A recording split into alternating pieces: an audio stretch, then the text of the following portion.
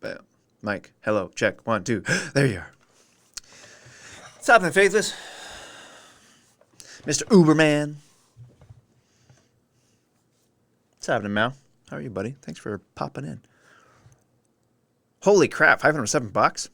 9 hours, 400 miles. Yeah, guess we're paying for gas and all that kind of jazz. It's kind of cool. How is everybody? I had this amazing stream all planned and stuff for today. Had a really cool guest coming in and all that kind of stuff, and he just texted me, canceled. He's stuck about an hour and a half away. Brake line in his car broke. So I'm going to plan B. Shiza. Yeah, it's all good. I got a plan B. I'm a talker. I can make things happen. So that's cool. It's funny that you talk about the whole Uber thing. I have a friend of mine that's been talking about doing it forever, and he's like, "Well, I don't know if I should do it or not." And I'm like, "Yeah, I don't know. I've heard some people have like a lot of success with it, and a lot of other folks have like, meh, whatever." So it's interesting the 51 miles per gallon really helps a lot, especially in like a Toyota Prius. It's pretty crazy. 863. So how does that work? So do they pay Uber and then Uber pays you like once a month type of thing? Or do they pay you in the car? Like a taxi, like you would pay the taxi guy? Because really you make yourself as available as you want, right? When it comes to driving. Oh, you can cash out I see how that works. That's pretty cool. That's fancy. That's fancy. Yeah, I'm this weird guy that is always looking for new ways to kind of make cash on the side, you know? I've always been a business guy. I've always had, a little side gig. Had a business here in town for a couple of years. Well, 3, I think. Where I worked, I had an Amazon business. I had a 4,000 square, well, it wasn't 4,000, just under 3,000 square foot warehouse, and had all racking and all that kind of jazz in it. And I had 32,000 different products, believe it or not, in there. And I sold tons and tons of crap right back to Amazon. So it's funny because I would buy the stuff from Amazon when it would be like dirt cheap, and then I would re-put it basically right back on Amazon again. And you buy it for pennies. You literally buy it by the pound, and just turn on and resell it back on Amazon. Sometimes you get junk, but that's pretty neat. It was a fun process. Got a lot of neat toys out of it myself, because sometimes you're picking through stuff. You're like, ooh, Christmas. I'm giving myself this today. So, because you never really know what you're truly going to get in some of these orders. It was kind of fun sometimes to kind of pick through them and see what you get. I mean, you get anything from laptops to socks and underwear, man. It was just crazy.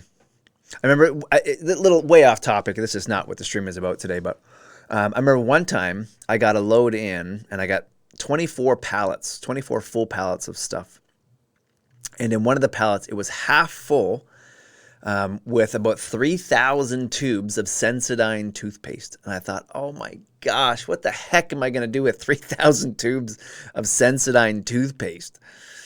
And I literally was like shoving it aside. I actually was walking on it at one point, because I'm like, what am I going to do with this freaking toothpaste? And one day I thought, I'm just going to stick a couple tubes on and see if I can move it, just get rid of it.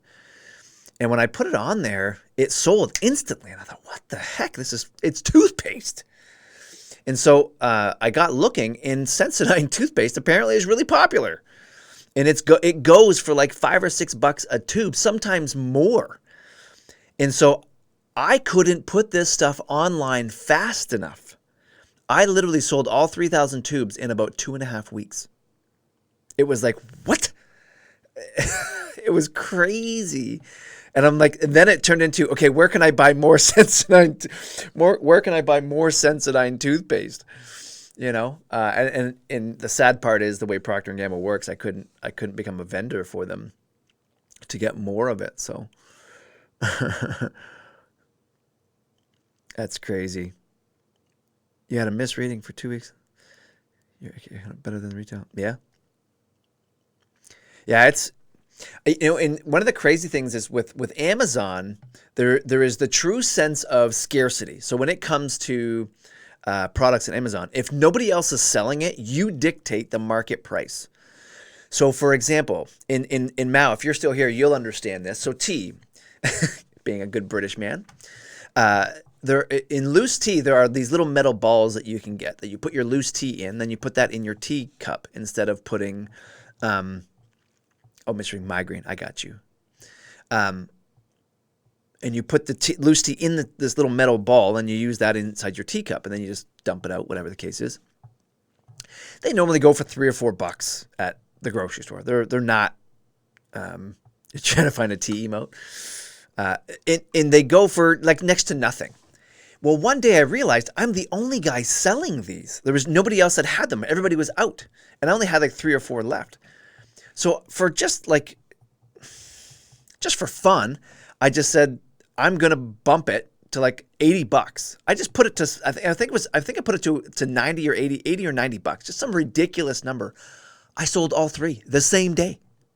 I sold a $5 metal tea ball for $80. And so I went to every grocery store in my town here, and I bought every tea ball I could find that was the same brand, and I listed it. I only sold one more, so I ended up getting stuck with like 10 of these tea balls, but it was so funny. I'm like, holy crap. So if you really pay attention to your pricing and whatnot, but I had 32,000 items, like it was just impossible. You could set mins and max. Hey, Diablo, what's up, buddy? You could set mins and max for certain things, and I saw you over there watching Dingleberry get his butt handed to him on PUBG there. Yeah, no problem, buddy. Hey, Fawcett, what's going on? Yeah, Mao from the UK and no tea emote. What the heck is going on? Because every UK guy has a tea emote. So Mao loves the anus part of your name, Fawcett. Just saying. Hey, see what's up, buddy? Every time Mao would say your name yesterday, he would like giggle. It was the funniest thing. Yeah, I know he does. It's hilarious to me. The faucet doesn't even register. Yeah, well, don't even see it. So perfect. Yeah, it was a big thing for a while on a couple of the channels. It is quite a funny name. I don't want to know where it comes from, but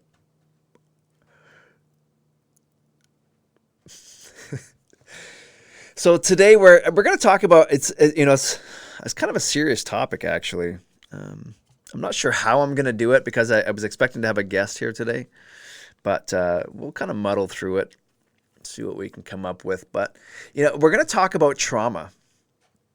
We're going to explain what trauma is, the different types of trauma that people experience. We'll talk a little bit about this thing called ACEs, which is adverse childhood effects, and how it relates to us in regards to trauma and how it affects our lives and does things like stunt your maturation as a young person and all that kind of jazz. You put two words together and try to make something funny, so no origin. So it worked. Put a check in that box because you succeeded. So we're going to talk about this trauma because the reality is I think even folks that think that, I came from a good family, I think the reality is we've all experienced some form of trauma and either don't recognize it or understand the impact that it has on us. So I want to talk a little bit about that today. This stream's going to be really casual. Again, I planned on having another voice in this stream today. Yeah, and faithless or hide it. That's a great point as well. And it was a great chat last time. We didn't really go the route I'm hoping to go today with it. But when we talked about the adverse childhood effects, I know people really appreciated it, the topic and the conversation. So I figured we'd go a little bit into a deeper dive. The gentleman I'm hoping will come back. Two Cart, don't be a butthead, man. This is not the place. The last time we had the conversation, I really wanted to just get people into a place where they could have the conversation about about their past experiences and the things that are going on. But the reality is, I think that a lot of people still aren't quite clear what trauma is, and um, I think that as we go through today, I'm going to try and define some elements of it. Um,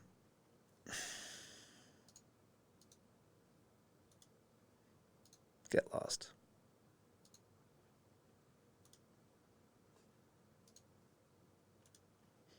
Later, bro. I think that as we go a little deeper, it'll be one of those things where it'll turn into a more serious conversation where we I saw nothing, and neither will two cart from here on out. I think the reality is that there are escapes to it. There's ways to get away from it, ways to get out of it. But unless you have the serious conversation of what you've experienced, you'll just go through this recycling of emotion every time. So let's discuss trauma, shall we? So the obvious question is, what is trauma? What qualifies as trauma? The thing that I think of my own childhood, and I've spoken a little bit about it, but I mean things like what's that, Mal? One thing you could do is, yeah. I guess I could do that, eh? I think I've actually had somebody suggest that to me before. Now I'm a slow learner, man. But for me, when I look back at my past and I think of the things that I've experienced, the drama that I've gone through, whether it be my parents and the violence that was associated with that, the guns, the arresting, the beating people up, the drugs, the alcohol, the different types of abuse and whatnot. And then going into my military experience and things that that you witness and go through there, not only for yourself and what you go through, but indeed what you see others go through, particularly with injuries and those sorts of things. I think trauma takes on many forms. I mean, there's obviously you get into trauma from sexual assault and those sort of things, and the very obvious things. But when you start talking about like the mistreatment of children, the domestic violence, the war related stuff, the PTSD is a big one right now, right? The trauma associated with the loss. So, and loss doesn't have to be like, oh, my mom died, or I lost my brother. It can be very much the loss of a home, the loss of something that you deem extremely valuable emotionally, socially, or otherwise to you. So, I mean, loss can be a whole bunch of things, right? And then there's things like natural disasters. I mean, it doesn't have to be as obvious sometimes as people think. The categories are for trauma can be very broad, very wide. So I just want to make sure that as we talk about this, you may have experienced different types of trauma that you didn't even realize were as large of a social impact as they actually are. So just be aware of that. So trauma is an event or incident that causes some sort of, physical, emotional, spiritual, psychological harm. Most people think of it as a psychological thing, but really it encompasses a whole bunch of crap. So just be aware that as we talk about trauma, we're going to be talking about all those things, the physical, emotional, and social, as well as spiritual and stuff. So usually the person that experiences this type of stuff, usually it comes across as fear. People just are really, really worried very often that bad things are going to happen.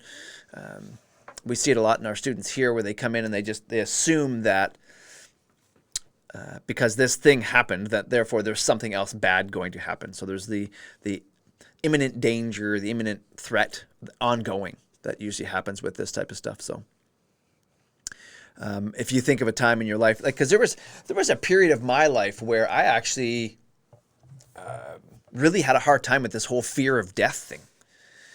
Where, actually, I should do this before I go too much further, because the topic is all wrong.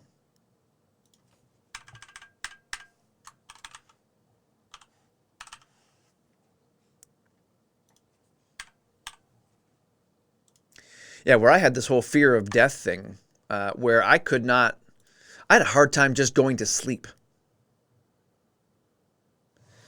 And where I would literally sit there as I was going to sleep and shake in fear of the reality that death is part of life, And it was because of some trauma that I had experienced, where I had witnessed some violence in my family and in ongoing violence in my family. And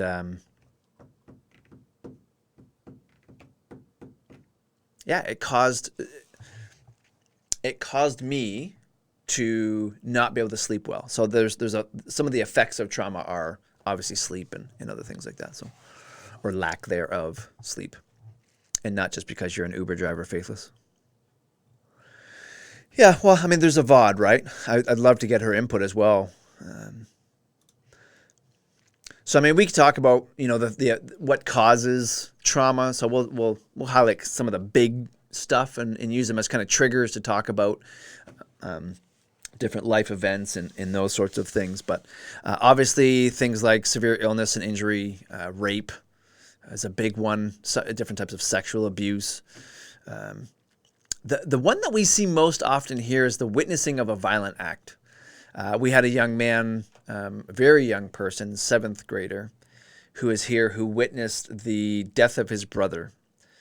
He was basically shot in the front yard, and this young man was the first one on scene to his brother after he had been shot. So it created in him this whole reflex of basically where he shut down. He stopped being emotional. He stopped talking to people. He started, I should say, doing things behaviorally that were very abnormal for him or really for anybody else. So the other thing, obviously, that we talk about very often is things like severe injury. So I broke my leg and just the pain of it, or my hip. To use a real incident. I broke my hip when I was 14 in a car accident, and that whole thing was traumatizing. I mean, just not only the accident itself, but then the recovery, learning how to walk again, and being in traction alone for 6 weeks at 14 years old is crazy, and then learning how to walk upstairs and take care of myself, and then the pain of the injury was quite something. So yeah, I mean, there's all sorts of sources of trauma, and I think very often we get to a place where we think, oh, it's no big deal. This happens to everybody, so we kind of play it off as no big deal, especially in when it's ourselves and when we're younger. The reality with the students that we see here at Rise Above is that the students display immediate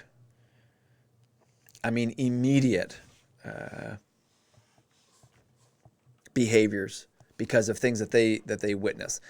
So when we start every day, we sit and we have breakfast with our kids, and we have a breakfast program. I don't know how else to say it.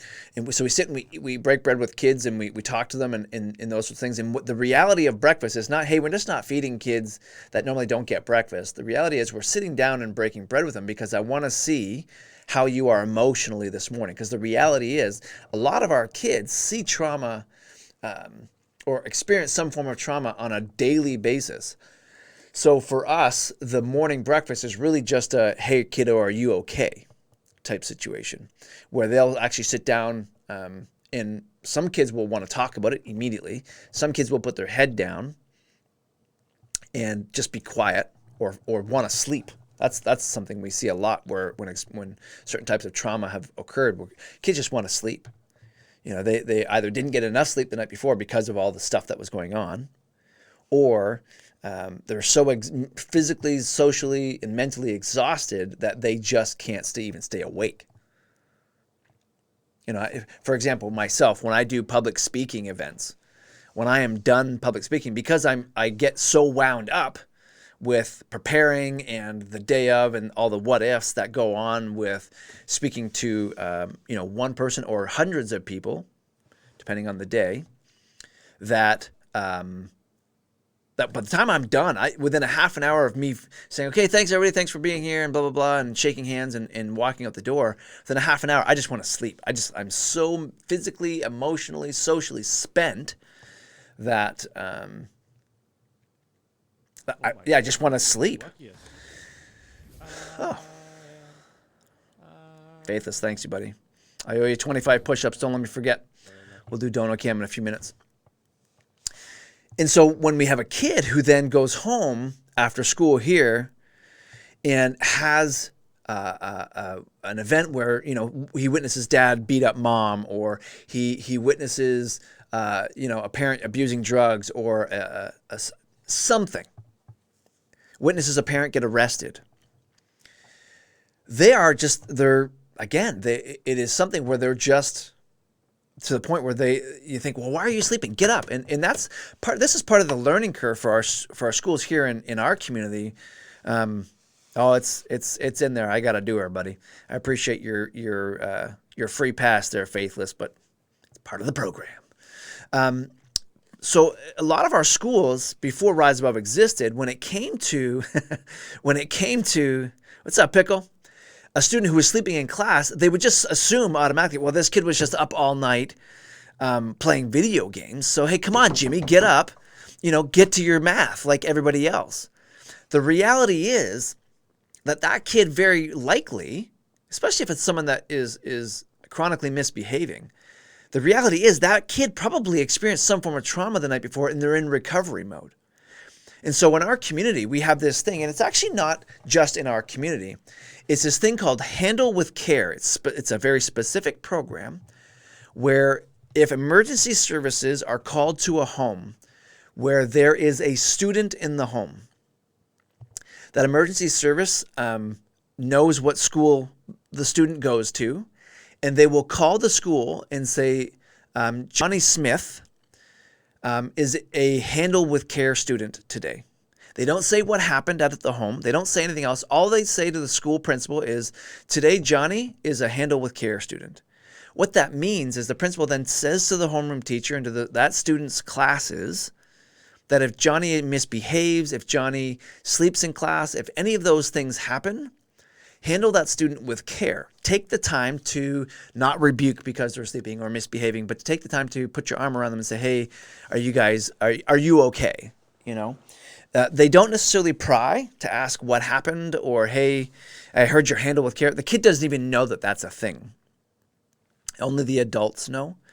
But the reality is we've shifted from saying, hey, Johnny, wake up, get your butt to work, to now we know that there's some form of a trauma that's taken place the night before, and we step in and we give grace as the student recovers emotionally, socially, or physically. So, and very often, that's where you'll find that thing as well. And Seaweed, you're exactly right. Grown kids need more sleep and quality sleep. But when you factor in, watching a parent get arrested or anything like that, it gets pretty crazy. So, I mean, the reality is, what are the effects of trauma on the body, right? So we need to have that conversation too, so that when you have an experience, you recognize, oh, I'm feeling this way because, right?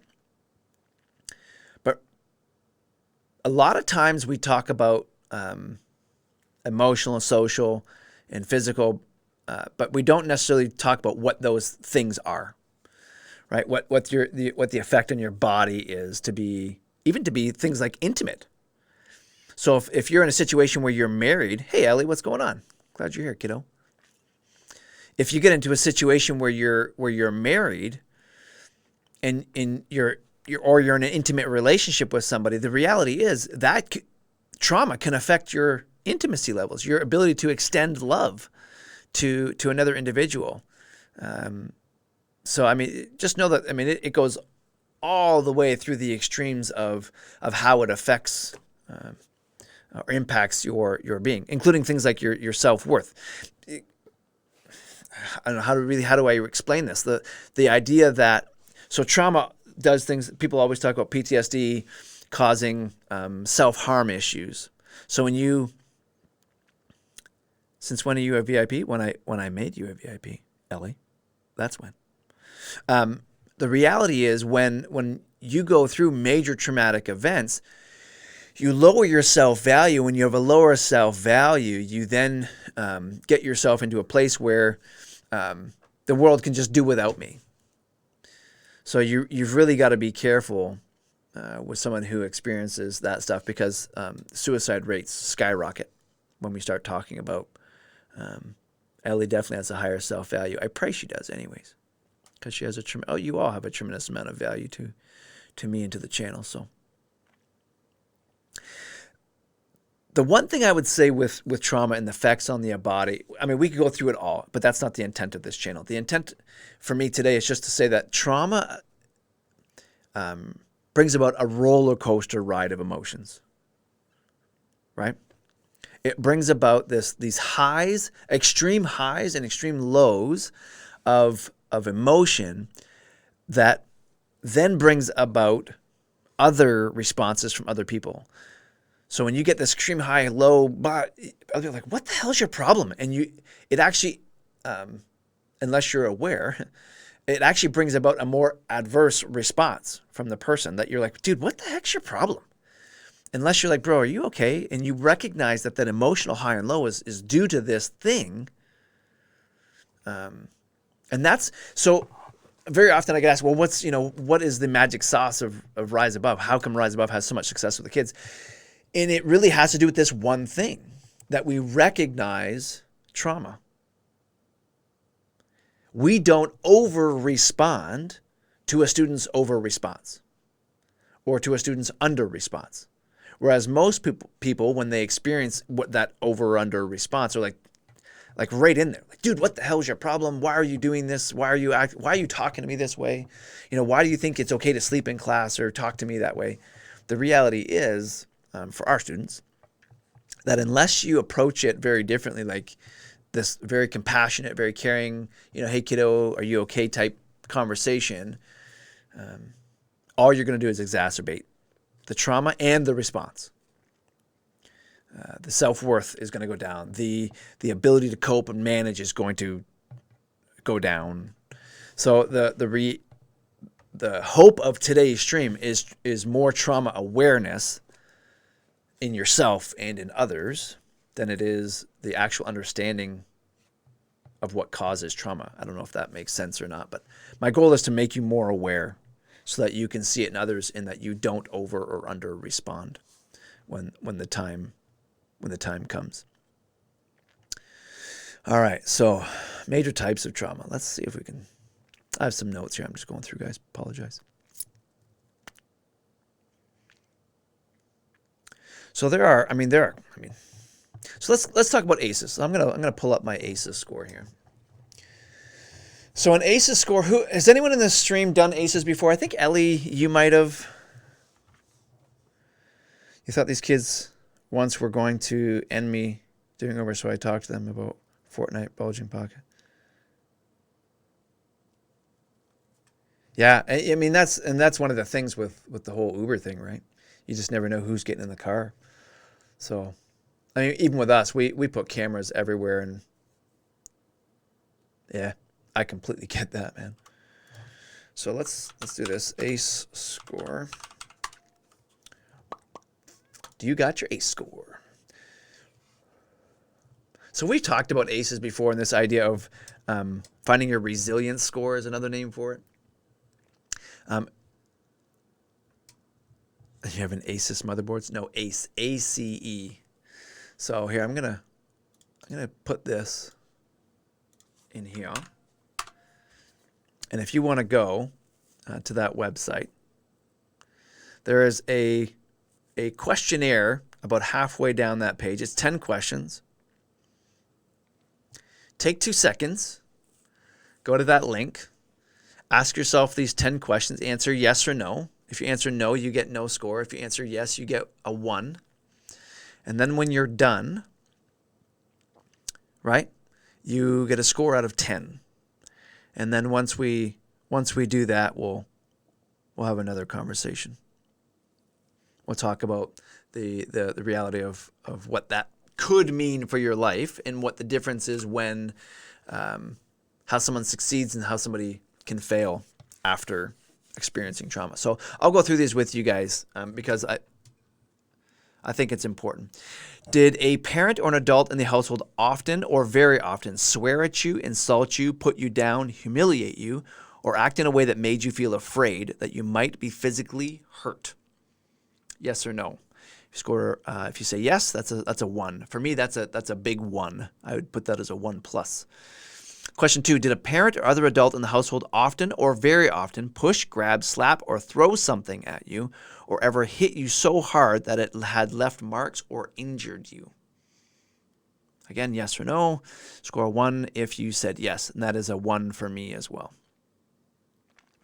Did an adult, and again, this is all before your 18th birthday.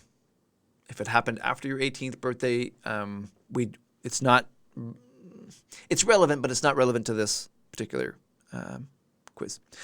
Question 3, did an adult or person at least 5 years older than you ever touch, fondle you, or have you touch their body in a sexual way, or attempt or actually have sex with you?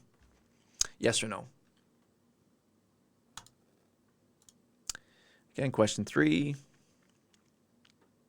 That's a 1 out of 1 for me too. Question 4, did you often or very often feel that no one in your family loved you or thought you were important or special, or your family didn't look out for each other, feel close to each other, or support each other? That's a 1 there for me, so I'm 4 for 4 so far. The one exception to question 4 for me, and this is where I'm kind of like yes and no, because it says no one in your family, where I really had one person, and that was my grandmother, my dad's mom. She's the one exception to this, and this is where I'm like, yes, I'm a 1, just because my family was so dysfunctional, and I didn't see her often. It was like a once every other week, once a month type of a situation where I would see her, so I didn't have ready access to her. Question 5, did you often or very often feel that you didn't have enough to eat, had to wear dirty clothes, or had no one to protect you, or your parents were too drunk or high to take care of you, or to take you to the doctor if needed? Again, that's a big 1 for me. I'm 5 for 5. Were your parents ever separated or divorced? Yes. Mine were. 6 for 6. 7, was your mother or stepmother often or very often pushed, grabbed, slapped, or had something thrown at her, or sometimes often even kicked, bitten, hit with a fist, or hit with something hard, or ever repeatedly hit over the last or few minutes, or threatened with a gun or knife? That's a big yes for me. As a matter of fact, I had violence threatened against me for trying to defend my mother, where I actually had a glass thrown at my face at dinner time because my mom's boyfriend was threatening her, and I defended her and threw a napkin at my mom's boyfriend, and he promptly picked up his glass off the table, not a cup, a glass, and threw it off my forehead, just whipped it at me. And I was probably, I want to say 9 when that happened. So 7 for 7. Did you live with anyone who was a problem drinker or alcoholic, or who used to use street drugs? I'm 50-50 on this one. I typically will say no to this, just because my mom's boyfriends were kind of transient, and they weren't ever with us prolonged period of time.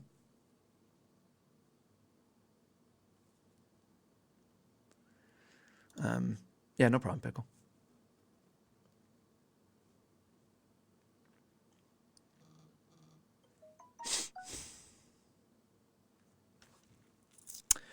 So I tend to score this one a zero, but the reality is I live with people constantly that were using or heavily. So I could score this either way. So I'm 7 for 8, probably 8 for 8 if I really was honest with myself. Was a household member depressed or mentally ill, or did a household member attempt suicide? Everything is awesome. Oh, thanks, Pickle, for gifting Ellie a sub. Very nice of you, buddy. Ellie, welcome to the gym, kiddo.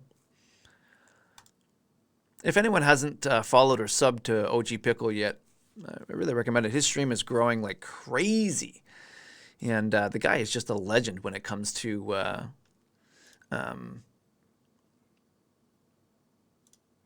taking care of his people. Like he just loves on his people like crazy. And he's actually getting pretty decent. I'm not going to lie. Getting pretty decent at PUBG.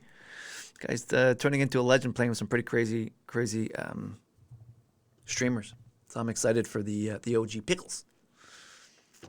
In question 10, did a household member go to prison? The answer for that for me is a no. But my dad was in jail a lot. So I don't know if prison and jail are the same when it comes to this. So I witnessed my dad get arrested on many occasions, usually for drunk and disorderly and for beating people up and threatening violence to my family. Although he's a great guy now, not going to lie. He's actually a really turned into a really phenomenal father. It's been kind of a crazy roller coaster life.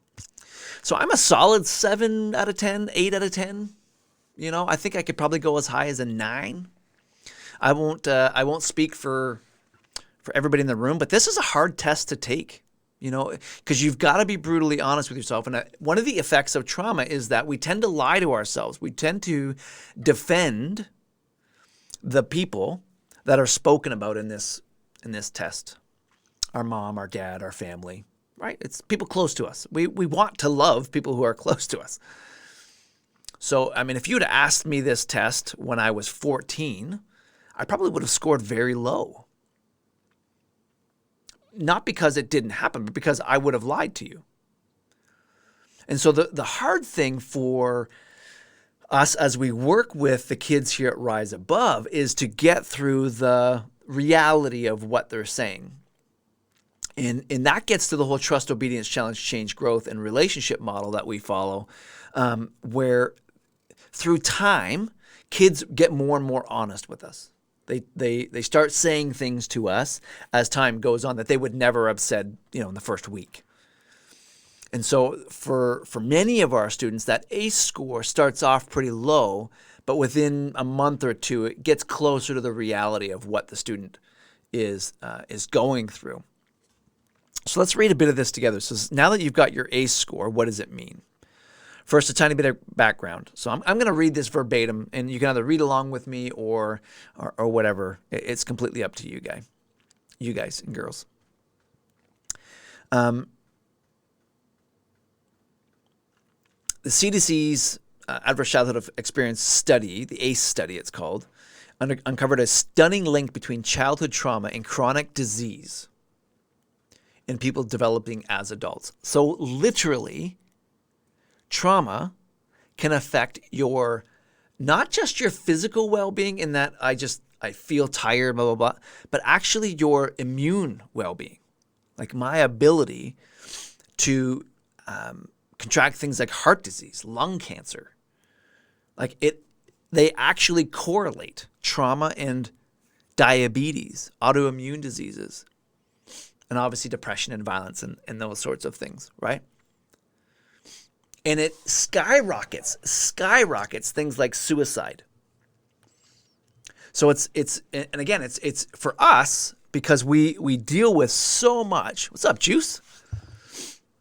We deal with so much trauma. Suicide is a very relevant thing. So when we see kids who in a very short period of time do huge roller coaster emotion rides, we really got to be on the lookout and be aware of suicide talk, self-harm. We've had a lot of kids come in who are cutters, where they do things to harm themselves. Most of our kids will come in and just self-medicate. They just do drugs, right?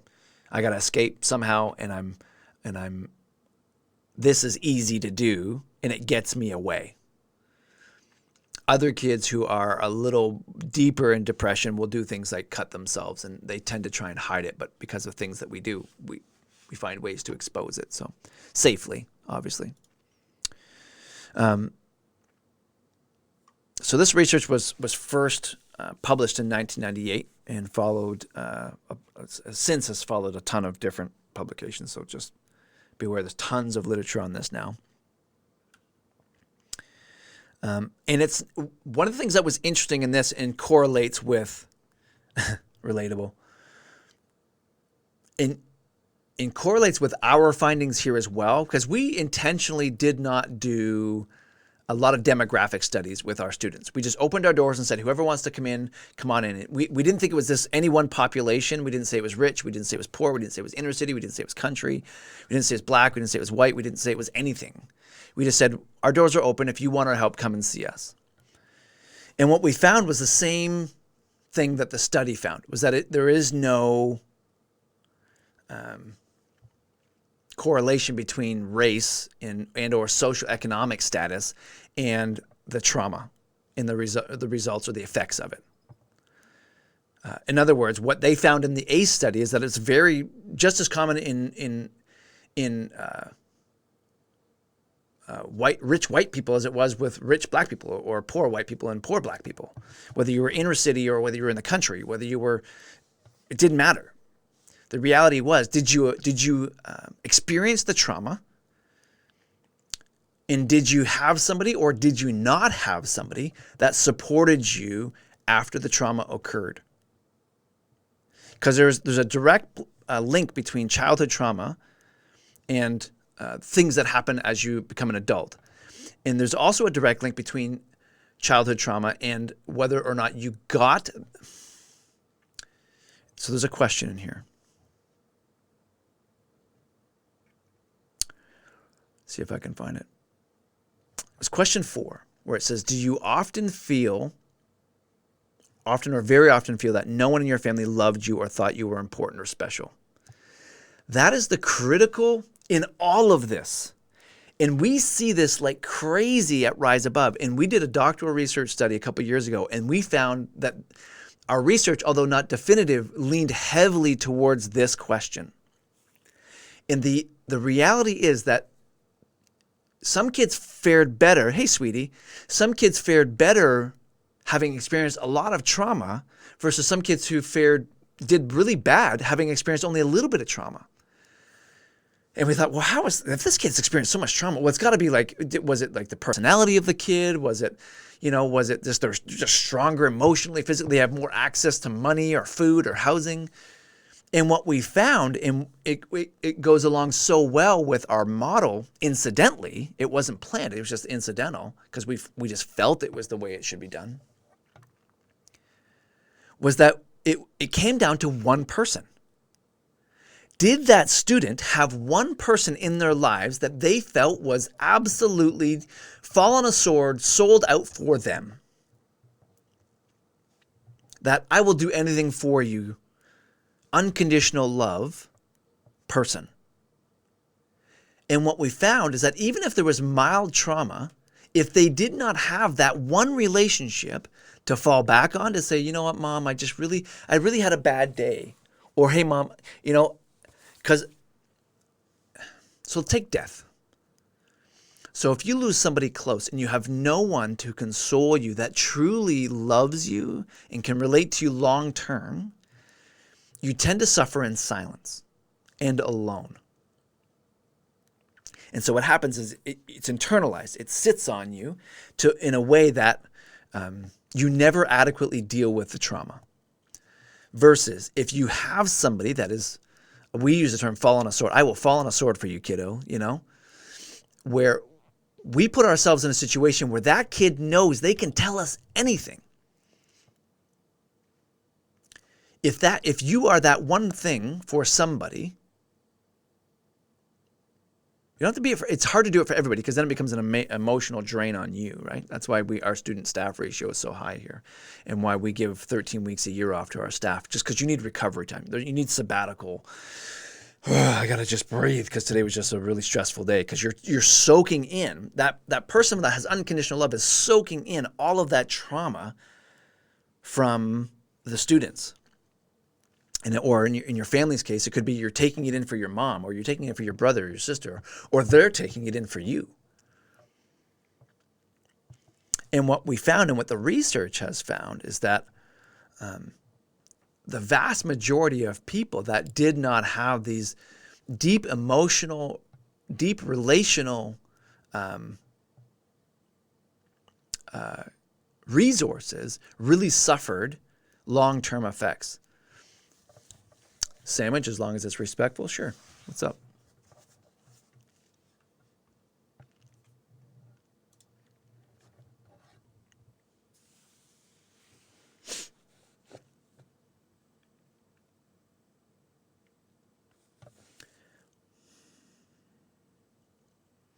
But the study itself, the ACE study, the Adverse Childhood Experiences, found that, and again, you can see this, it's all on this thing. You can go through and you can look at this study yourself. Well, let's just back up because I don't want to get ahead of myself here.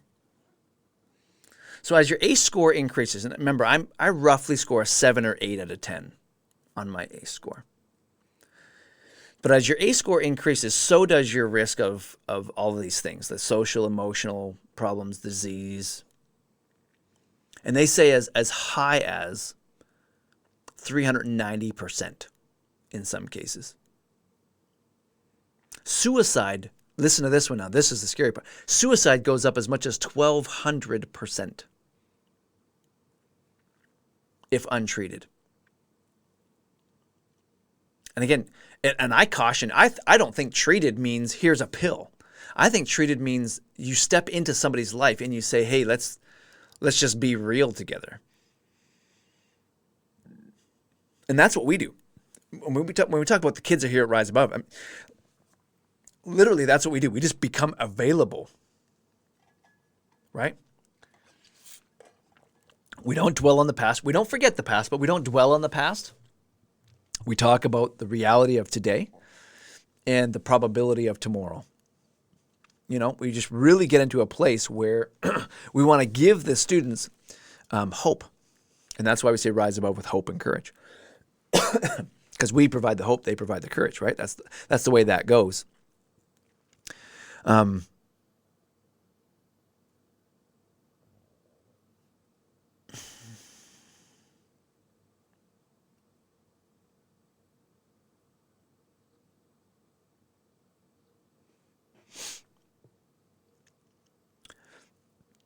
Someone want to give Idiot Sandwich some advice on how to ask a girl for coffee? This is not a dating channel, so unfortunately I'm not an expert on dating, bud. I'd say just ask her. Get it over with. If it's a no, it's a no. If it's a yes, move on. 8 billion people in the world. Easy.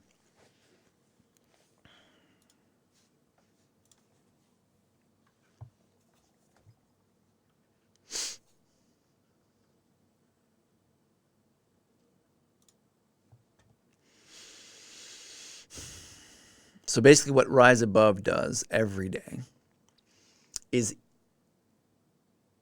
something you guys can do easily every day as well. And then we talked about it last week, this idea of peace or shalom, right? All you have to do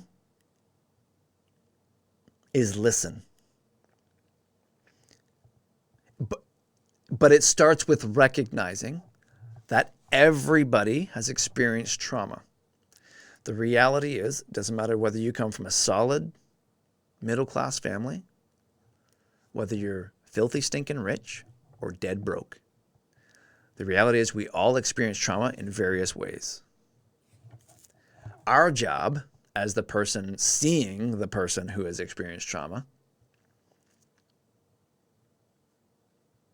is to recognize it and say, hey, I'm here for you, right? And then, so So let's digest now. Somebody comes into your life and they've clearly experienced trauma. They've clearly gone through something. And I have some people, here. One of our former students, we heard last week that somebody in town, an 18-year-old, had gotten shot twice.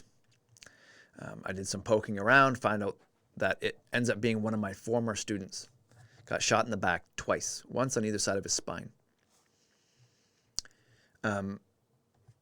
There is going to be some trauma. No way ifs, ands, or buts. This kid is right now, today, going through hell. I can very easily start by saying, well, you really shouldn't sell drugs. You don't want to get shot. Don't sell drugs. You probably should hang around with some better people. Probably don't invite these folks into your home if you're going to sell the drugs.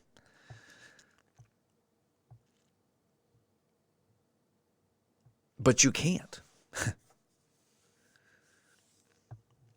Because that's judgment, right?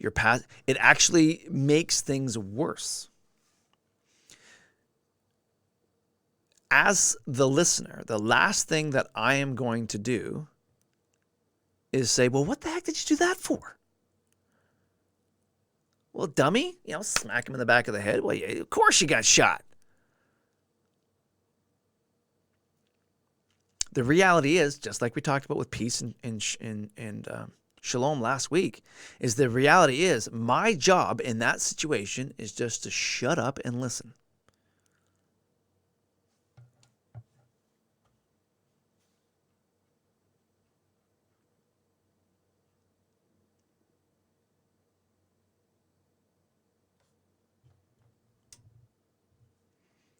My job is to shut up, listen, be available. Should they say, hey, what can I do? Hey, what should I do? Hey, am I going to be okay? My job is to bring you to a place where you can come to the realization that I'm going to be okay. This is really bad, this thing that happened, but I'm going to be okay.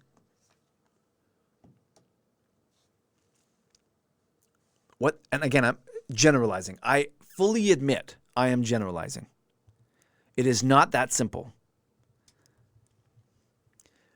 But I think we have to first understand that you today can be that person, the starting point to ensure that that 1,200% suicide rate for this population starts to drop. First recognizing it, that's a thing, and then responding to it to a point where you can then say, I'm here for you should you need my help.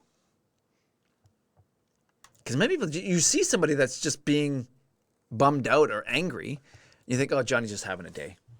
Oh, well, just leave him alone. He'll get out of it. Because even if you go to them and say, dude, you okay? And they go, fuck you. I want nothing to do with you. Leave me alone. Well, okay, I'm here. If you want to talk, I'm here when you want to talk. But you have to initiate it, right? You have to take that step. Because there's I'm not in my own Discord? What are you asking, Faithless?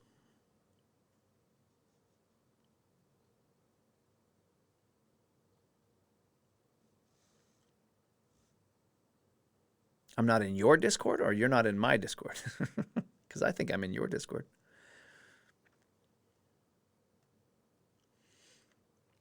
So, and if anyone's gone to that page, you can scroll down a little further.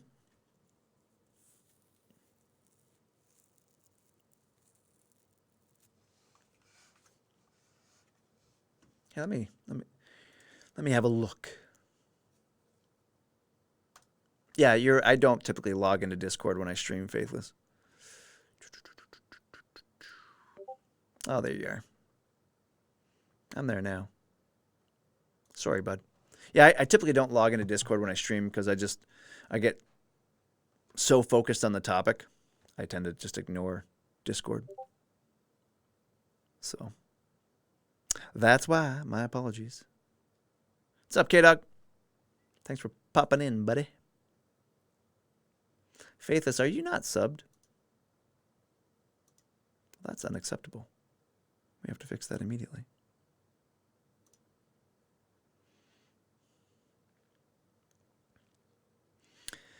And then we're going to talk about resiliency scores. I just gave you a sub. Okay. Because you need to be. Everything's great. Everything is awesome.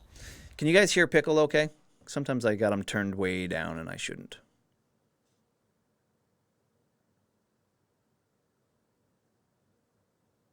Because I can hear him good. I just don't know if you guys can hear him good.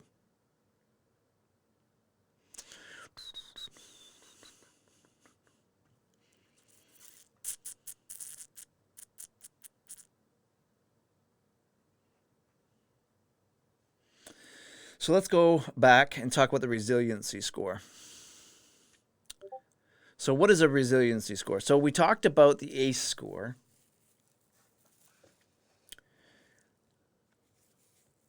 So this particular thing, he's a little low. Yeah, I think that's because I either got him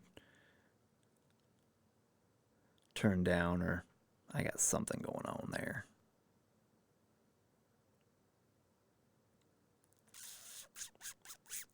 I can easily turn them up. So you sent your scores? All right, let's have a look.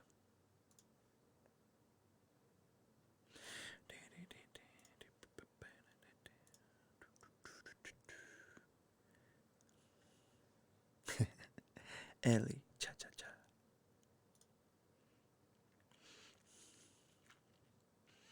So Faithless, you wanna talk about this stuff, buddy, or what?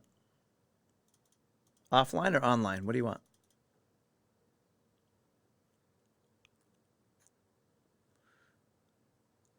See, because you score pretty high too. So you're pretty similar to me.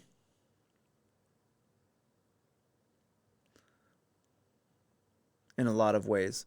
So I mean, I don't know if everyone's done this ACE score, but you really should.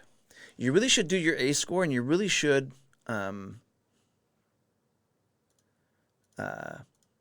take a minute. Okay. Everything's great. Everything Just to figure out awesome. just to figure out where you're at, you know? So let's go back to the resiliency score because I think that's important.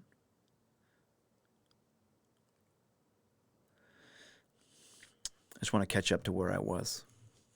Hey, welcome to the gym, Mal. That sucks to be you. You got to do leg day now. Remember that time you said you only do, minimal exercise when you get up and do the basic things? Yeah, guess what? Get wrecked, nerd. The bicep curls. I don't have any weights in here yet. It wasn't supposed to be active. So, Fawcett, I owe you bicep curls, buddy.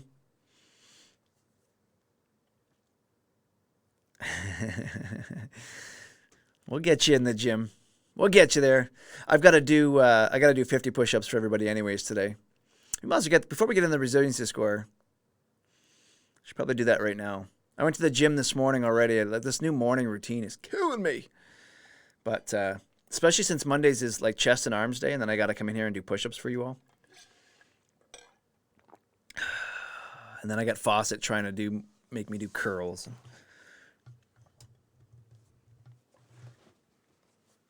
Get those dumbbells. Yeah, I know. Every day is pizza day. I wish, man. We do homemade pizza so I can control what's in it.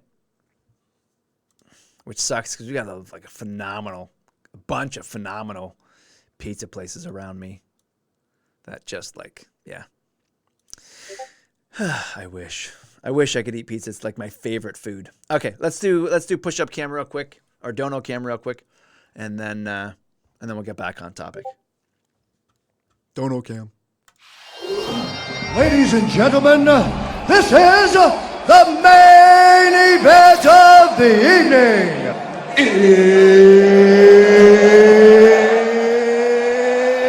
It's time!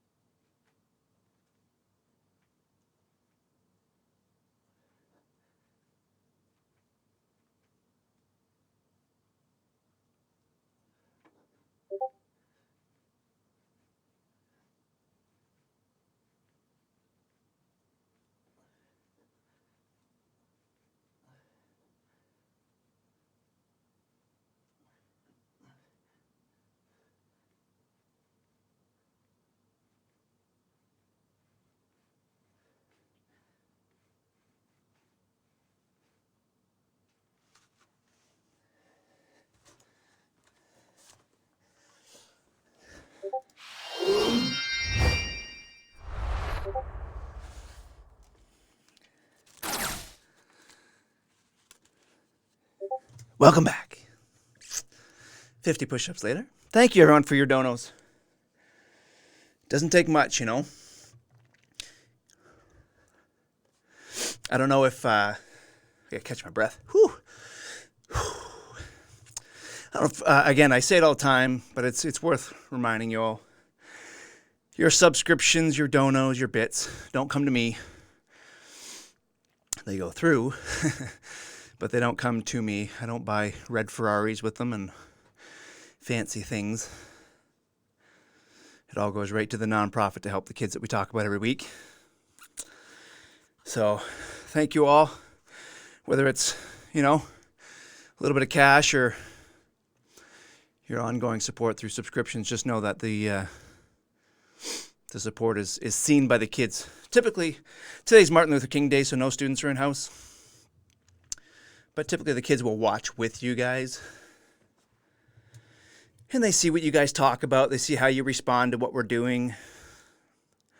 They see your engagement. They see your gifts. And we spend a lot of time talking about it off stream with the students, and talk about the level of support from all over the world. I think that's the crazy part. And I said this once before on stream, and who's the farthest here? I think Mao, you're probably the farthest away from me right now. The fact that we are literally all in the same room.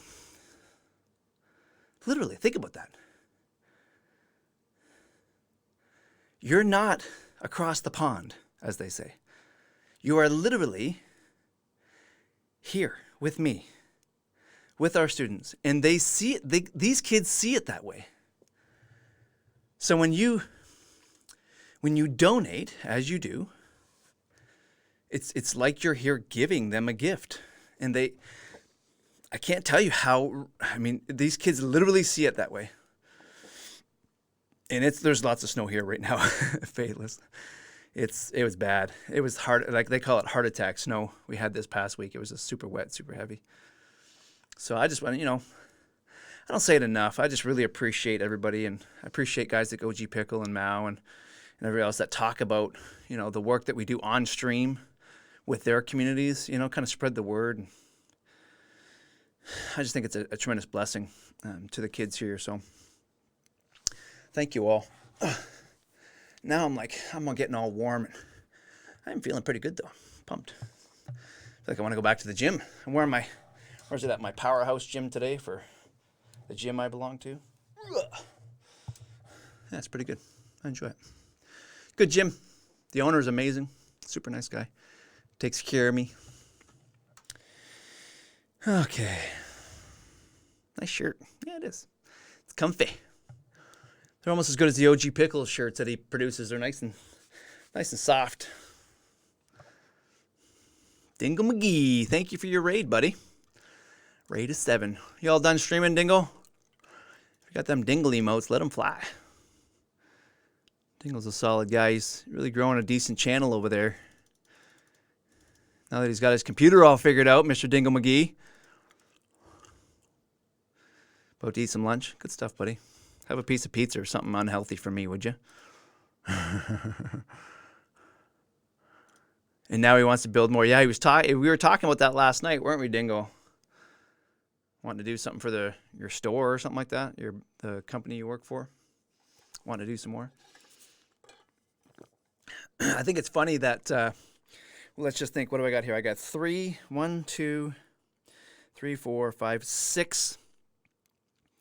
pretty amazing machines, and I don't even game. I have at my feet here is my i9 that I use to stream with the 2080 Ti and all that other sort of amazing stuff in it. And then I just built a brand new Ryzen machine, and that's the one that I have at home. That thing's pretty wicked. It's crazy. And then the guest PC over there is a 1660, I think, Ti 1660, something like that. Yeah, it's pretty spectacular. So, resiliency. So how do you build resilience? Because it's you're building a new PC, 16 core, AMD 3950X, but doing Take it easy, Seaweed. Thanks for the lurk, buddy. I appreciate you being here at all. It's just, it always blows me away. Everything's great. Faucet, stop. Everything is awesome. Appreciate you, Faucet. Thanks for gifting Seaweed a sub. I think Seaweed probably needs to do my bicep curls for me because he's not, ripped. I've never seen the guy. I don't know. Could very well be a powerhouse for all I know. Welcome to the gym, Seaweed. I appreciate the fact that you stop in as much as you do, bud. You jump back. So, Faithless, why'd you go to AMD instead of the I mean, I get the i7 3770, but you need to get back to the curls.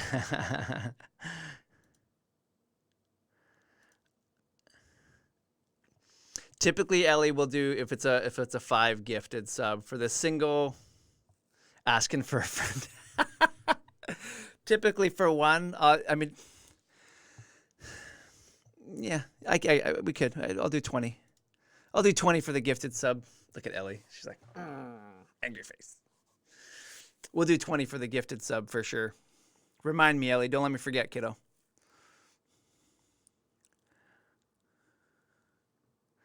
Yeah. Okay, that makes sense. Juice like they. And the one PC thing was what prompted me to go really high end, right? To go with the i9 or the Ryzen, the new Ryzen that came out. Just hey Ellie, for you. More like ripped immersed. Am I right? Can you guys hear those?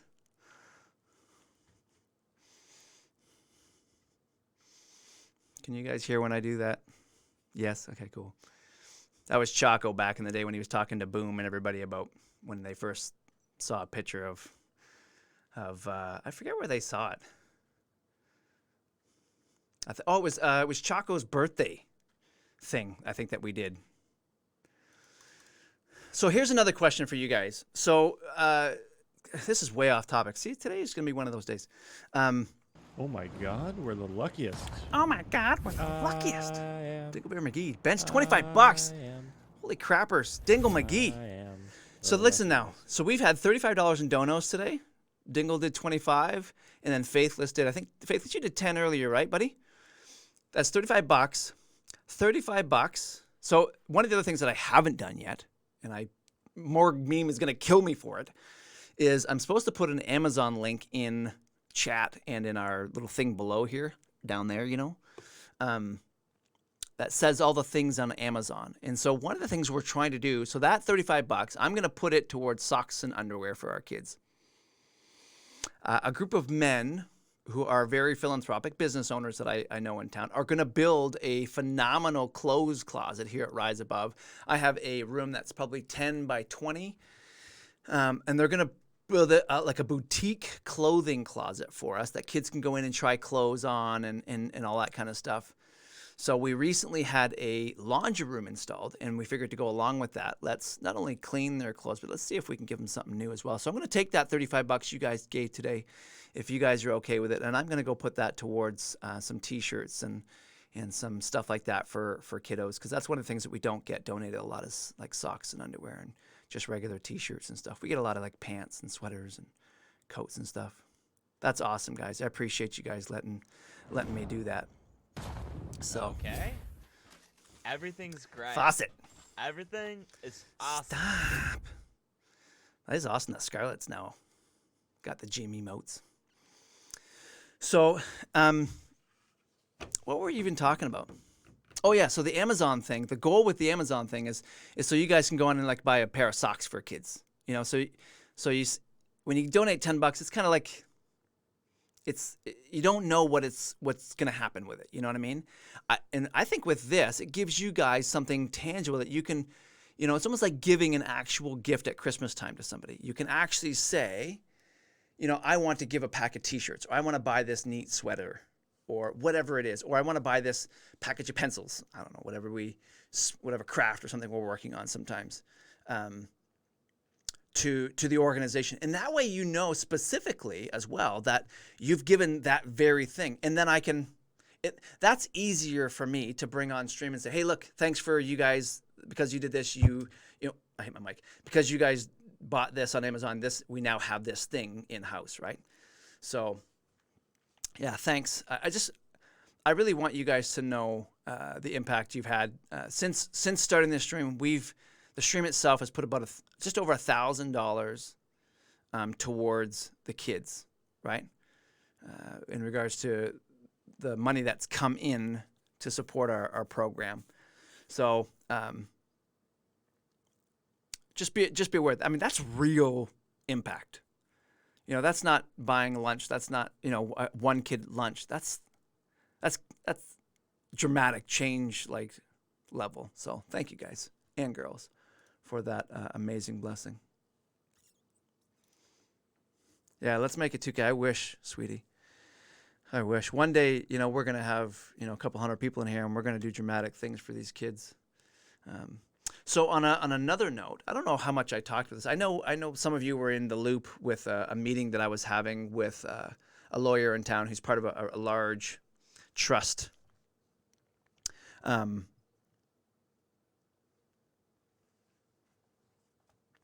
And they approached me last week and wanted to talk about giving a grant to the organization to help us grow, particularly to expand our facilities here. And so we're having a pretty serious conversation about a grant of about $150,000, which would be the largest grant we have ever received. To date, the largest is about $94,000. And so this would be a pretty significant jump. And that 150 would go towards, so on our main floor, so I'm upstairs on the second floor. On our main floor, what we would do, we have 4 unused rooms that have walls between them. We're going to blow out all of those walls, and we're going to create a large common kitchen lunchroom area, and it'll be like an L shape, this space. And then from there, what we would do is have a combined game and lounge, what we're going to call a community space. So the same guys that are doing the clothes closet, he also owns a flooring and cabinet place in town, and he's going to do our kitchen for us. We're going to put a massive family size island, like a 10 feet by 10 feet stone slab island in there with all the chairs around it, so we can all sit around as a family. The 14, 15 of us that are here, and do lunch together, do breakfast together, sit and chat, or do crafts or whatever.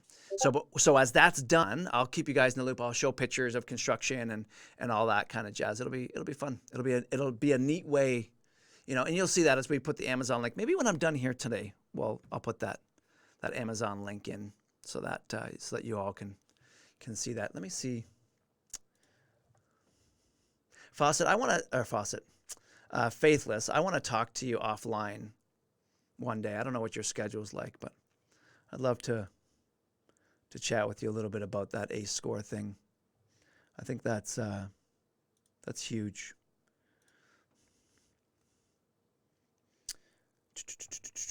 So this is share. I want to do this. Share, notch 8.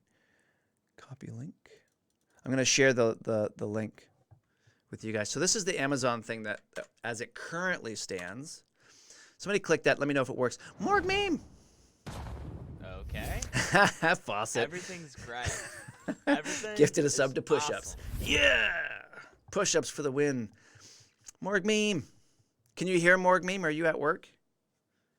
You should be working, Morg meme. You can't hear. I love you.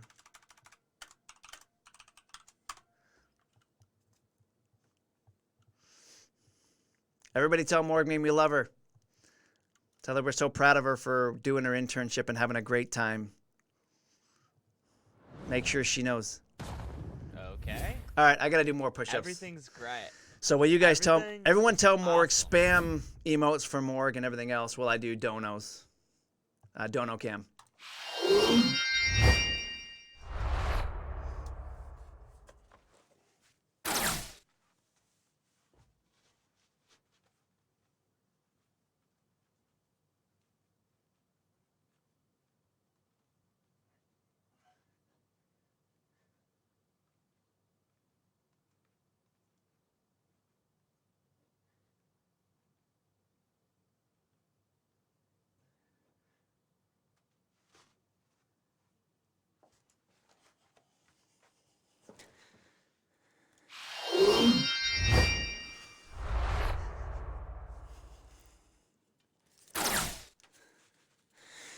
Morg me, we love you, Morg me.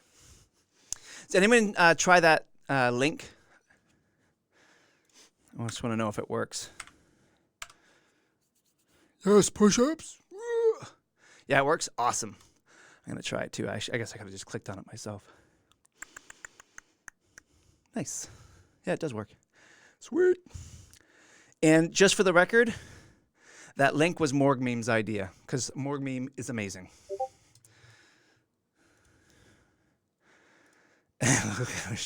You know what the reality is, Dingle? Mondays is actually the worst day for me in push-up cam, because especially now that I've switched my schedule.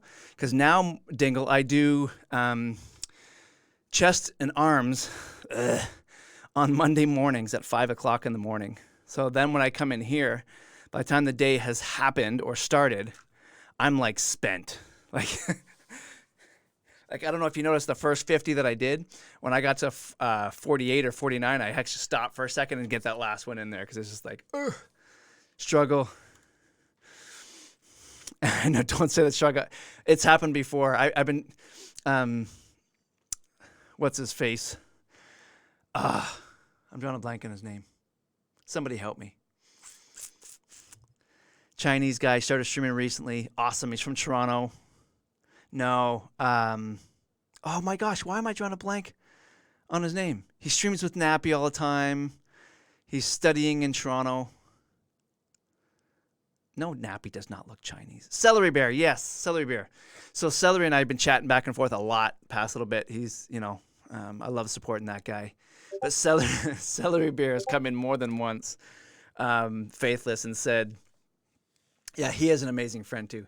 He has come in more than once, said, be careful what you say. One day I'm going to come in here and drop, I'm going to empty my bank account in your stream, and you're going to be doing push-ups for the next 3 years. So I'm always careful who's in the room when I say certain things.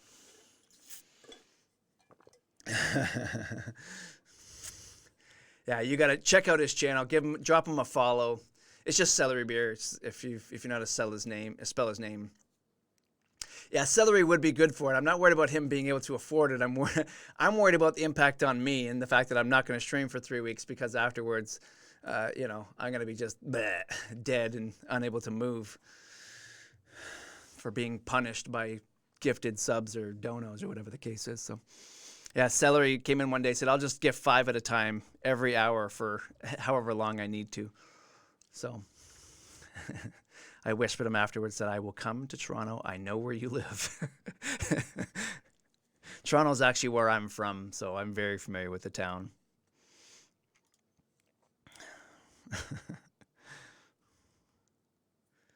That's awesome. Yeah, Celery is just a good dude all the way around. He's a great supporter of many in our community and whatnot. And I think the best part for Celery is he's just a genuinely nice guy, and smart as all get up. Like, my goodness, that guy is incredible. So, yeah, I told him that one of these days I'm going to go out there and I'm going to TP his house. Everyone knows what TPing is, right? Where you throw toilet paper all over the trees and stuff. Yeah, he streams Stipe Snappy like crazy. He's fun.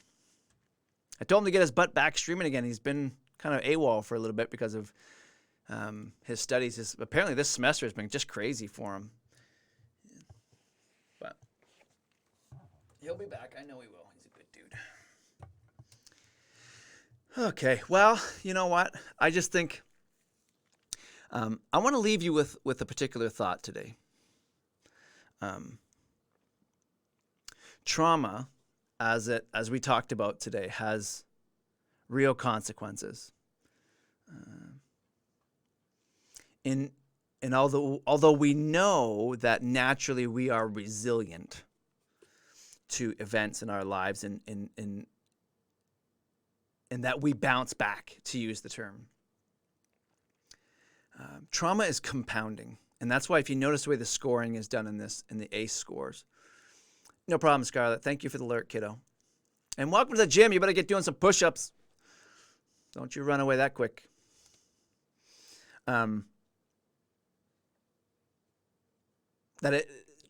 is compounding. So we know that the more things happen the more likely we are to have adverse effects to them happening.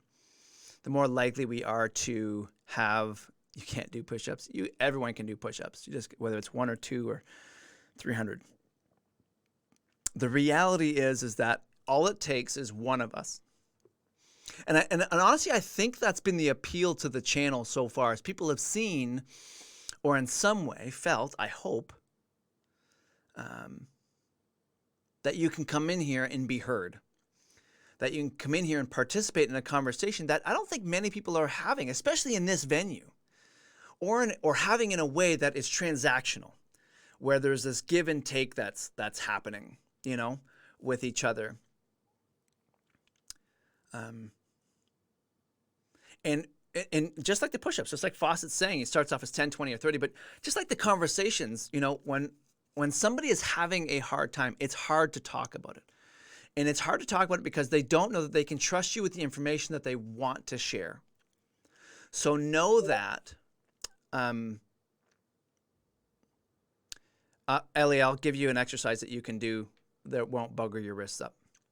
And I'll do another 25 push-ups and I'll show you what I'm talking about.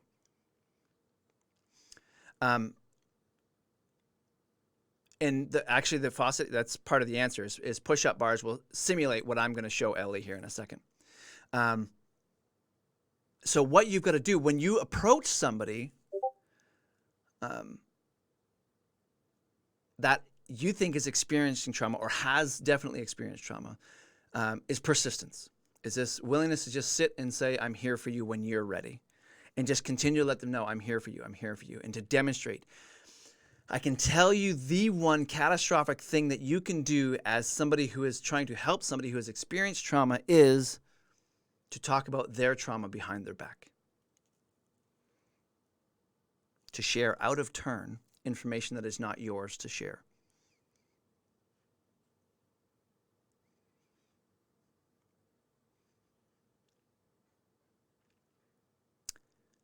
Assume that when somebody tells you, these are the things that I'm experiencing, assume that those are intimate secrets not to be shared, unless that somebody says to you, I want you to get me help. And they say, it's okay if you share this with so-and-so, and be specific. So for example, I just met with somebody the other day, a very prominent person in our town whom I respect dearly. And I'm not going to tell you what's going on, but just know that I respect him dearly, and he was very candid with me, very candid with me. And when I left there, I reminded him that this is between you and I, that I'm not even sharing this with my spouse, with my wife, Veronica. And now he immediately said, oh no, I'm completely okay with Veronica knowing, because he trusts Veronica. He trusts me enough, obviously, to talk about it. But the reality is, I make sure, I reaffirm that, okay, I hold what you told me as precious and valuable, and I want to continue to entrust it on your behalf. And then leave it to them to say, no, I'm okay with you sharing that, or let them say, thank you very much. I knew I could trust you. And I guarantee you will hear one of those two things immediately. Very rarely will somebody say, no, nothing, just whatever. You'll hear, thank you, I knew I could trust you, or no, it's okay if you want to talk to someone so-and-so about it, but never turn it into a gossip. Gossip is just bad. We all know that. So, and I know I've said it before, but it's worth saying again. My door is an open door. Whether it's a whisper, whether it's a phone call, you guys know for the most part how to get a hold of me. And if you get a hold of me and don't want to just have this transactional Discord text message thing back and forth, I have a handful of people that I talk to regularly on the phone, and I would be completely okay. I'm not an expert, but what I am is a compassionate person who wants to be your sounding board. I want to be available for you. So thank you, all who have already trusted me with that blessing. But to open it up to the rest of you who are looking for that one person to talk to, I can definitely and would definitely be that person for any one of you, since you know, I believe it's that critically important to all of us. So, All right, so let's get one more dono cam in because, Ellie. And then we'll talk about next steps because I think there's another stream in here that I want to bring in and a person that I want to bring in. I want to have a conversation with you guys about it. So one more dono cam. I owe 20 more push-ups. I always do 25 just because, but the gift is 20. So here we go. One more dono cam. Ladies and gentlemen, this is the main event of the evening.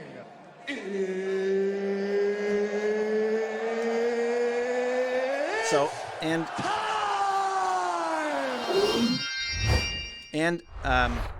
and Ellie, pay attention to my hand positioning. This may seem awkward in the beginning, the first few times you do it, but there's things that you can do. So I'm gonna do a couple halfway just to show you how you can get your body used to the motion, and then I'll do the rest the full way. But just know that there's a way to lock your wrist that I'm gonna show on stream, and then we can talk about it.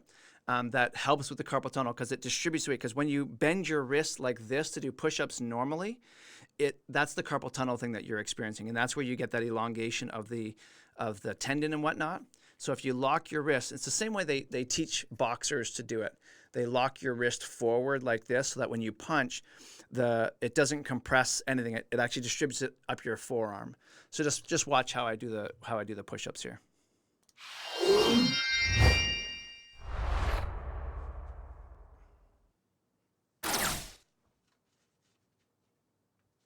And again, thumbs.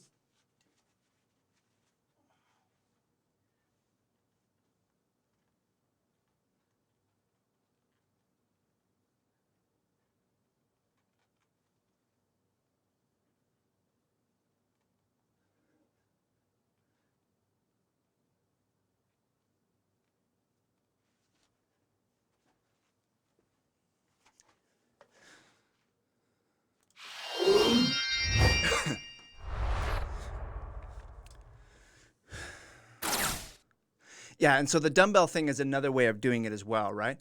So again, it's taking the compression off of your wrist, essentially.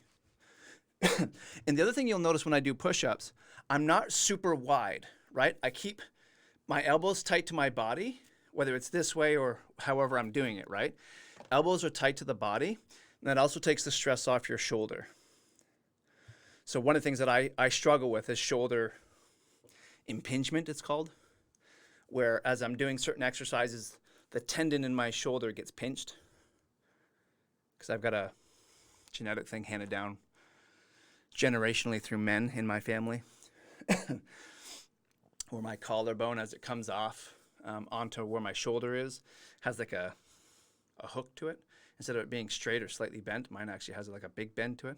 So as I do this type of a motion, it impinges, it binds in there. So anyways. But yeah, you can buy push-up bars. If you've got dumbbells, those are plenty, Ellie. It'll help you a lot. It takes the stress off of your you got to start working out again, Fawcett. Well, hey, you know what? If there's a way I can figure out how to do a stream from the gym one evening, I think I would like to do that. And we can go through, I mean, I won't do really heavy weights because otherwise I get winded and you'd never hear me talk because I'd just be too bleh. But if I can get there and figure out how to do just regular, mild weights, just to kind of show some techniques and the benefits of certain exercises that you can do and stuff. And you know what? Really the hardest part of working out is the first 4 weeks. If you can get through the first 4 weeks, so this actually goes along with the whole ACE score thing.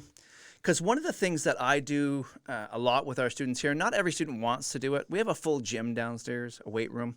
Plus we have a Y membership with the kids. Plus I've gotten 2 or 3 of the students also into the Powerhouse gym.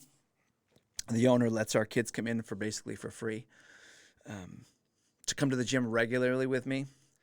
And working out is people don't understand, it's a huge stress reliever. It's like a punching bag, There's just something to be said for going and just pushing some weights around and or running or going for a walk, you know. But allow the switch thoughts.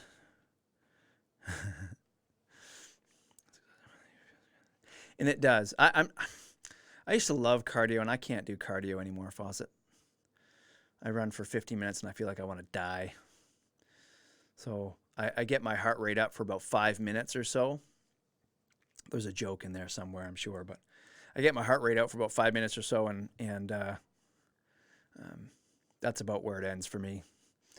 But the way my weightlifting system is structured, I do really intense weightlifting for very short periods of time, and then there's very narrow windows of rest, and then anyways, we'll do a weightlifting stream one day, and I'll kind of show you the basic routine that I do. I'm not sure, maybe we'll do a back day, because back is one that everyone struggles with, and honestly is one of the ones that you get the greatest benefit from. It helps with so many things with the body. So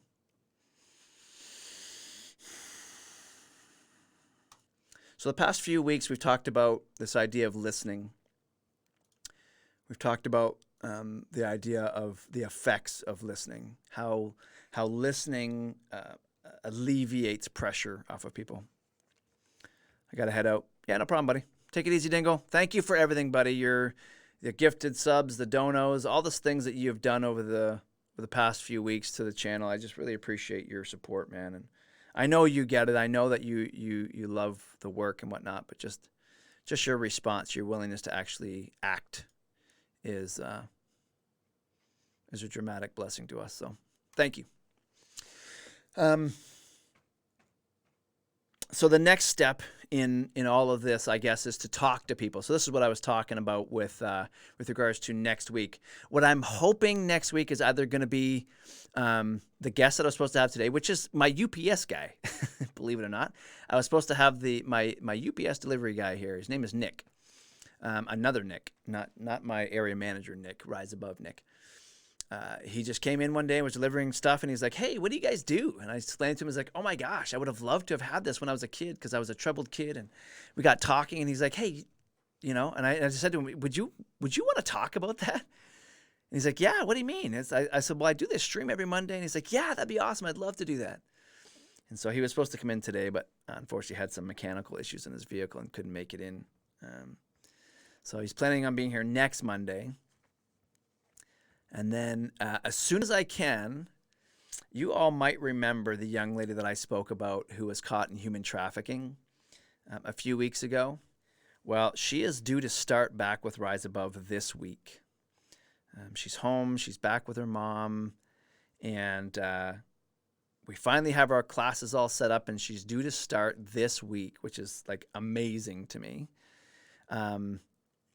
And my goal is to see if I can have her come on the stream. Now, I'm not going to talk necessarily about her experience. She may end up talking about it. I don't know. But my goal is not necessarily to have that conversation, but just to let you introduce you guys to her, and to let you guys encourage her, and to let her know how much you appreciate the fact that she is here at Rise Above, and how much you appreciate her as a young lady and stuff like that. So it's a way for me to build her up, right? Especially with all the ladies that typically come in to the stream and take part of what we do. I just think you guys can really be, not that the guys can't, don't get me wrong, dudes. I just think sometimes having a girl come in and say, "Oh, kiddo, you're amazing. You know, thank you for coming on the stream," is very powerful. And she's a young lady. You're going to see her giggle, and it's going to be awesome. Not going to lie. So, and then one thing I would say is this week, because we're off today, Tuesday, Wednesday, Thursday, Friday is going to be crazy for us, because normally we have 1 or 2 kids start every couple of weeks. We've got 4 kids starting this week, and it is going to be crazy. I know how else to say it. It's going to be crazy. They're all great kids. We actually have a phenomenal group of kids right now here at Rise Above. I want to see if there's a way that we can get one stream where they all kind of come through and just say hi real quick on the stream, say their name, how long they've been here, how much they like it. And some might say they hate it. I don't know. Some might say they love it. It'll be interesting to see everyone's response. But yeah, sweetie, it's a great opportunity, but it's very like, oh my gosh, it's one thing to introduce one new kid to the group, but 4 in the same week is going to be like crazy. So we have some neat ideas coming up with regards to introducing you all to the actual kids that we work with, getting more of them involved. I have a young man named Eddie who has been on the stream before, who is back with us. I'm going to bring him in and talk to him again one day, maybe this week. Maybe. Let me think about that. Maybe next Monday for sure, before the UPS guy comes on. Maybe I'll bring Eddie on real quick just so y'all can say hi. But all right, so let's see what is going on in the Twitch world real quick so I can figure out who is streaming and who's not. So Mao is streaming. So let's raid Mao. So if everyone can hang on for 2 seconds, I'm going to push you all over to Mao and just spam a bunch of risk immersed emotes, particularly the leg day emotes. Let him know that he needs to get his butt up and actually get to work in the gym. Because I just, I think he's being a little lazy.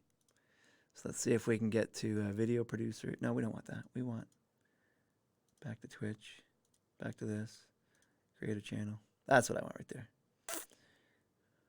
So let's go raid Mao. M-A-W. There's Mao right there. My buddy Mao. So thank you all. Again, look for the Amazon link. If you know anybody in your family that would love to, yes, Ellie, I owe you curls. I promise. If any of you know somebody who would love to donate a $2 or $3 item through that Amazon link, please share that Amazon link with folks. It would just be phenomenal to walk in one day and see a pile of Amazon boxes in my wife's office from the UPS guy with all these things. And then, because the beauty of that is I get to call the kids in and say, all of this stuff is for you. And it's spectacular. So again, stick around for Mao, spam those leg day emotes and let him know how much we love him. If you could, please. Thanks, guys.